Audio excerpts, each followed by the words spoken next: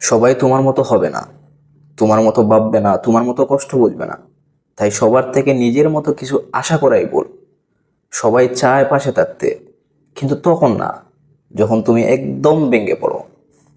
তোমার কান্না, তোমার হতাশা, তোমার ভিতরের যুদ্ধ, এই জিনিসগুলো কারো কাছে ইন্টারেস্টিং কন্টেন্ট না।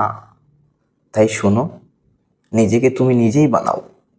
দিন শেষে তোমার ফেলিওর, তোমার পেন, এই জিনিসগুলো কেউ কাঁধে নেবে না। লাইফে একটা সময় আসবে যখন তোমাকে ডিসাইড করতে হবে, তুমি কি শুধু বাঁচে থাকবে নাকি লড়াই করে বাঁচবে। ভুল মানুষের জন্য কষ্ট পেতে পেতে তুমি নিজের কদর হারিয়ে ফেলো না। সব সম্পর্ক টিকিয়ে রাখতে হয় না, সব মানুষের সাথে ভালো থাকাও দায়িত্ব না।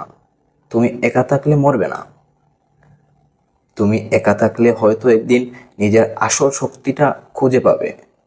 তুমি যদি কাউকে ছাড়া বাঁচতে না পারো, তাহলে তুমি নিজের নিয়ন্ত্রণে নেই। তুমি একটা ওয়ারিয়র।